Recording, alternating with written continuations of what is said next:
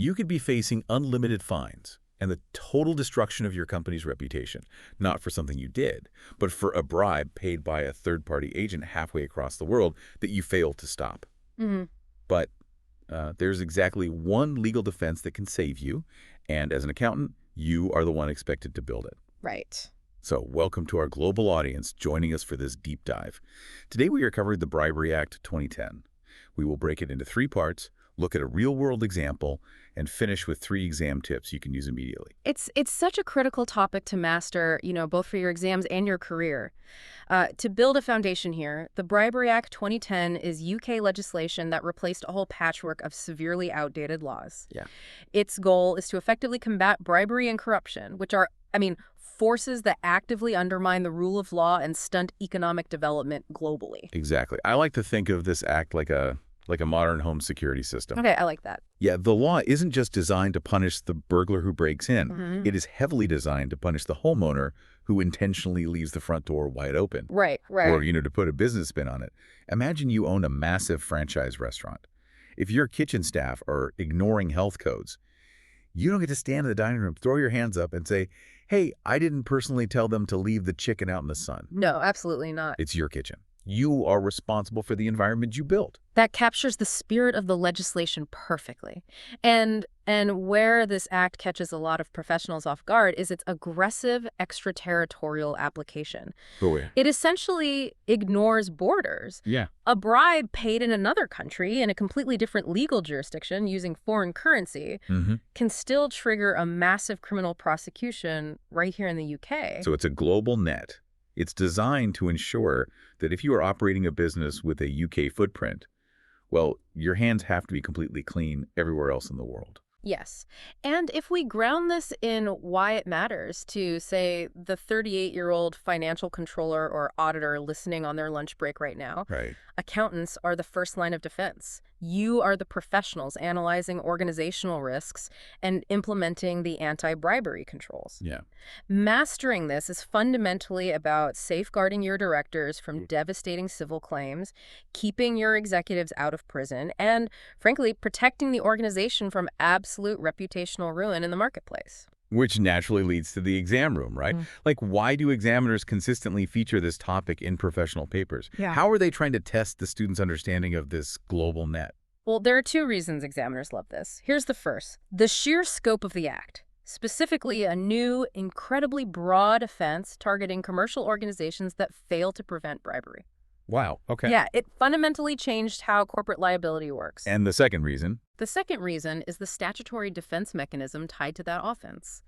It forces students to prove they actually understand risk mitigation in a, practical commercial sense. Rather than just reciting legal definitions. Exactly. You have to demonstrate how a company defends itself. Which is fascinating because it's sort of the one time in your professional life where I tried my best and have the paperwork to prove it is literally an airtight legal defense. It really is. Provided, of course, that the paperwork reflects a living, breathing corporate culture and not just a tick box exercise. Right. Okay. So there are 3 parts to this. Let's take them one at a time. The fundamental building blocks of the act deal with the actual exchange of the bribe. Right. Right. Section 1 and Section 2 define the active and passive offenses. So Section 1 is the active offense bribing another person. Okay. It means offering, promising, or giving a financial or other advantage to induce someone to perform a relevant function improperly. In Section 2. Section 2 is the passive flip side, the offense of being bribed, where a person requests, agrees to receive, or accepts that advantage. I want to pause on that phrase relevant function because, honestly, it sounds like typical legal jargon. Yeah, it does. What does that actually cover in the real world? It is deliberately broad. A relevant function isn't just a government duty. It includes any public function, any business activity, or any activity performed in the course of employment. Okay. Provided it is expected to be performed in good faith or impartially. So if I'm bidding for a contract with a private tech company and I slip their procurement manager $10,000 to guarantee my firm wins the bid that's covered. Totally. Even though no public money or government official is involved. Completely covered. Commercial bribery is heavily targeted here. And again, that function can be performed anywhere in the world. Simply put, it's the classic giving or taking of a bribe. regardless of whether it's public or private sector. But what if we are talking about a government official? It's especially, an official in a country where paying a little extra to get your paperwork stamped is just considered how things get done. Well, that brings us to Section 6, which carves out a highly sensitive area, the bribery of foreign public officials, or FPOs. FPOs. An FPO is anyone holding a legislative, administrative, or judicial position outside the UK, or anyone exercising a public function for a foreign country or public international organization. Like a local mayor, a customs officer at an international port, or a minister of mining in a developing nation. Yes, exactly. Under Section 6, it is an offense to directly or indirectly offer an advantage to a foreign public official with the intention of influencing them in their capacity as an official. Specifically to obtain or retain business, right? Right. It is a standalone offense because dealing with foreign governments carries inherent systemic risks that standard commercial transactions might not. But what happens if the company itself doesn't hand over the envelope of cash? Like, what if the board of directors in London knows absolutely nothing about it and a rogue consultant makes the payment? Well, you're touching on the real danger there, and the core reason this legislation is so feared by corporate boards. Oh, wow. It introduces Section 7 of the Act, the failure of commercial organizations to prevent bribery. This is a strict liability corporate offense. Strict liability means intent doesn't matter. Precisely. Under Section 7, a UK company or partnership is guilty if a person associated with it bribes someone in order to obtain or retain business for that organization. Wait, really? Yeah. The company does not need to have authorized the bribe. The directors do not need to have known about the bribe. If the bribe was paid on your behalf, the company is instantly on the hook. That is terrifying. Who exactly counts as an associated person? Yeah. Because if a company is strictly liable for them, that definition is a matter of corporate survival. Section 8 defines an associated person as anyone who performs services for or on behalf of the commercial organization. Okay. That obviously covers your employees, but it radically expands the net to include agents, consultants, joint venture partners, and even subsidiaries. So if I run a manufacturing firm in the UK and I hire a third-party logistics agent in South America to clear my goods through customs, and that agent pays a bribe to a customs official to speed things up, my UK manufacturing firm is guilty of a criminal offense, even if that agent explicitly lied to me about how they got the goods cleared. That is the harsh reality of Section 7. It shifts the burden of policing international commerce entirely onto the shoulders of the organizations doing the business. You cannot outsource your ethical obligations. So to bring that together, the Act criminalizes offering a bribe, taking a bribe, and influencing foreign officials. But its most powerful weapon is penalizing companies that turn a blind eye to others doing the dirty work on their behalf. That is the ultimate synthesis. The legislation is designed to force a change in corporate behavior by making willful ignorance impossible to defend. Right. To really grasp how this operates in practice and how that statutory defense is built, let's explore a scenario directly drawn from the official guidance. Imagine a UK multinational operating in the extractive industries, specifically a massive mining conglomerate. Mining is notoriously complex, usually requiring Oh, it definitely should. But the company hires him anyway. Fast forward a few months, the permit is magically approved in record time. Of course.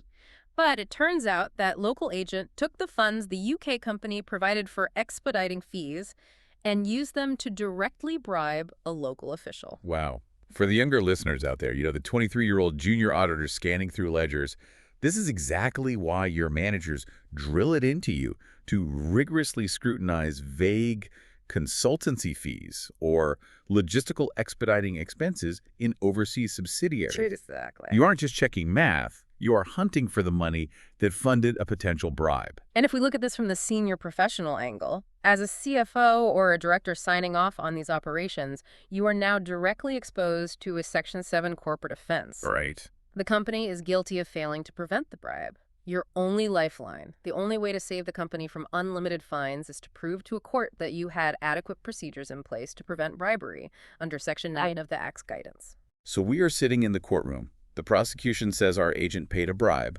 We have to prove our procedures were adequate. How does a company actually build that defense? Because just saying we told him not to isn't going to pet it. It won't. The Ministry of Justice issued guidance in March 2011 outlining 6 principles of defense. Let's look at how our mining company would have to demonstrate them sequentially. What? It starts with Principle 3 risk assessment. Before ever entering that country, the company had to formally document that the extractive sector and this specific geographical market were high risk. They have to map out where they are vulnerable. Makes sense. I mean, you can't mitigate a risk you haven't bothered to identify in the first place. Yeah. Once they know the risk is high, what next? Then they apply Principle 1 proportionate procedures. The procedures must be proportionate to the bribery risks the organization faces, as well as the nature, scale, and complexity of its activities. Right. A massive multinational mining giant entering a high-risk market needs highly sophisticated, rigorous procedures. Make the armor fit the soldier. Mm. If you're a two-person design firm working locally, you don't need a 500-page compliance manual. But if you're pulling minerals out of the ground overseas, your procedures better be bulletproof. Exactly the standard. Next is Principle 2 top-level commitment. The board of directors and senior management must establish a culture where bribery is universally understood as unacceptable. But courts know talk is cheap.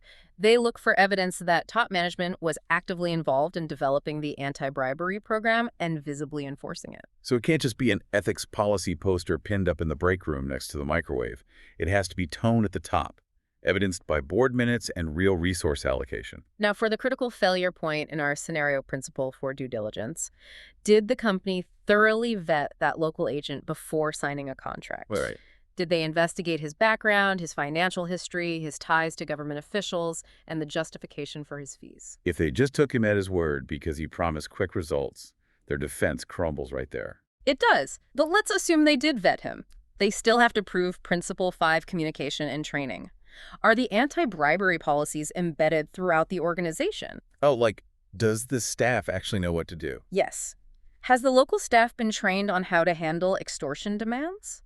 Does the third-party agent fully understand the company's zero-tolerance policy? And finally, Principle 6, monitoring and review. Risks aren't static. A government might change, or the nature of the project might expand. yeah. The company must continuously evaluate the effectiveness of its procedures and adapt them. They should be auditing those consultancy fees regularly. And that right there is exactly what the examiner is testing when they ask about the statutory defense and how accountants evaluate anti-bribery controls. They aren't asking you to just list 6 words. They're asking you to apply them to the chaotic reality of a business scenario. The burden of proof is entirely on the organization to show those 6 principles were genuinely in action. If the company can prove they did all of this rigorously and the agents still managed to circumvent the controls to pay a bribe, well, the company has a valid defense. Right. They did everything reasonably possible to prevent it. Which brings up a fascinating psychological hurdle for students. I hear this panic all the time when going through exam scenarios. People read strict corporate liability, and their brain jumps to the absolute worst-case scenario regarding everyday business. Oh, definitely. Wait, so if I take a prospective client out for a nice dinner at a high-end steakhouse to pitch our new accounting software, am I risking a 10-year prison sentence for trying to induce them to sign a contract? It's a very natural metacognitive error. The human brain hears strict liability and unlimited fines, and it assumes the law mandates a draconian zero-tolerance policy for basic human interaction. Right. Students assume they need to flag every cup of coffee as a potential federal crime. Yeah, nobody wants to tell a judge, I swear, I thought the calamari appetizer was a legitimate business expense. Exactly. But the law is grounded in commercial reality. The Act explicitly does not prohibit genuine, reasonable, and proportionate hospitality. The government acknowledges that hospitality is an established and important part of doing business. So how does a student differentiate between genuine hospitality and a bribe in an exam scenario? Go back to the very first guiding principle, proportionality. Is the hospitality proportionate to the business being discussed? Okay. Are the expenses transparent, accurately recorded in the accounts, and approved by management? Or are they hidden, lavish, and timed suspiciously right before a massive tender is awarded? I see. Furthermore, if a local business faces essentially zero risk of bribery in its operations, the guidance states it requires zero anti-bribery procedures. So yes, you can buy the client a coffee, a sandwich, or even a nice steak dinner to talk business. Just don't buy them a private yacht, hand over the keys in an underground parking garage, and log it in the general ledger under light refreshments. Exactly. The law is aggressively targeting the subversion of fair economic competition, not policing your lunch budget. Let's turn all of this theory into passing marks. For the listeners sitting down for their exams soon, how do we synthesize this? 3 things. Here's number 1. Nail the definition of an associated person under Section 8. Right. When reading a scenario, do not just look for rogue employees. Hunt for the agents, the joint venture partners, and the subsidiaries who are performing services on the organization's behalf. That is where the Section 7 trap is usually hidden. Number 2. Memorize the specific penalties. Don't just say they will be punished. Be precise. An individual found guilty of a bribery offense faces a maximum of 10 years in prison, which was deliberately increased from 7 years under the old laws. Wow, 10 years. Yes. Organizations face unlimited fines, the devastating reputational damage that follows, and the very real potential for civil claims against the directors for failing in their fiduciary duties to maintain those adequate procedures. And number 3. Always apply the proportionality principle to case study questions. Examiners will test your commercial awareness. When you evaluate whether procedures are adequate, use the size, nature, and complexity of the business in the scenario. Yeah. The examiner wants to see that you understand risk mitigation is not a one-size-fits-all template. Ultimately, the Bribery Act isn't just a terrifying list of punishments.